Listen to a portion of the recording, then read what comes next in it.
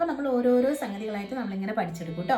അപ്പോൾ ഒരു പാട്ട് പഠിക്കുമ്പോൾ നിങ്ങൾക്ക് അത് പെർഫെക്റ്റ് ആയിട്ട് പഠിക്കാൻ കഴിഞ്ഞിട്ടില്ലെങ്കിലും സാരമില്ല, ഒരു കുഴപ്പമില്ല.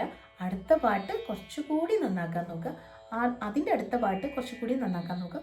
അങ്ങനെ അങ്ങനെ അങ്ങനെ നമ്മൾ നന്നാക്കി നല്ലൊരു പാട്ടുകാരനോ പാട്ടുകാരിയോ ആവും കേട്ടോ. അപ്പം നമുക്ക് നോക്കാം.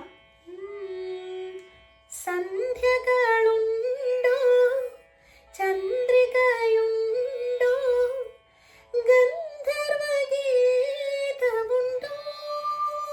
എന്താണ് ഗന്ധർവ ഗന്ധർവ ഗീത ഗീതമുണ്ടോ. ശരി, ഹൈ അല്ലേ? കുഴപ്പമില്ല, നിങ്ങൾ പാടിക്കോളൂ കേട്ടോ, എൻ്റെ കൂടെ പാടും.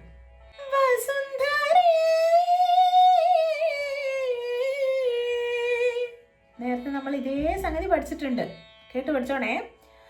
വസുന്ധരേ, രണ്ടാമത്തെ വസുന്ധര. കൊതി തീരും വരെ എന്നാണ്. കൊതി തീരും വരെ ഇവിടെ പ്രേമിച്ച് മരിച്ചവരുണ്ടോ എന്നാണ്. അപ്പോൾ സെയിം ട്യൂൺ തന്നെയാണ്, അതുകൊണ്ടാണ് ഞാൻ കൂടുതലായിട്ടത് നിങ്ങൾക്കിങ്ങനെ എക്സ്പ്ലെയിൻ ചെയ്ത് തരാത്തത് കേട്ടോ. നേരത്തെ നമ്മൾ ഈ സംഭവങ്ങളൊക്കെ പഠിച്ചിട്ടുണ്ട്, അത് മടി കൂടാതെ അത് പഠിക്കുക. അപ്പോൾ ഇത് നിങ്ങൾക്ക് പാടാൻ പറ്റും. പിന്നെ അത് കഴിഞ്ഞ് മോള് കൊടുത്ത സെയിം ഹമ്മിങ് തന്നെ നമ്മൾ ഇവിടെയും കൊടുക്കുന്നു. ആഹാ ആഹാ ആഹാ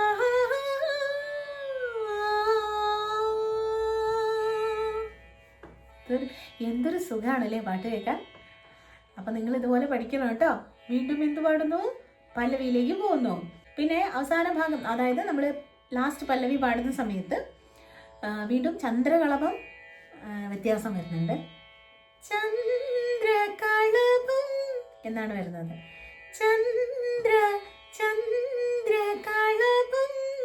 എന്നാണ് വരുന്നത്. അതുപോലെ തന്നെ ചാർത്തി എന്നുള്ളിടത്തും ചാർത്തി ഉറങ്ങും എന്നാണ് വരുന്നത്. ചാർത്തി എന്ന് വരുന്നുണ്ട്.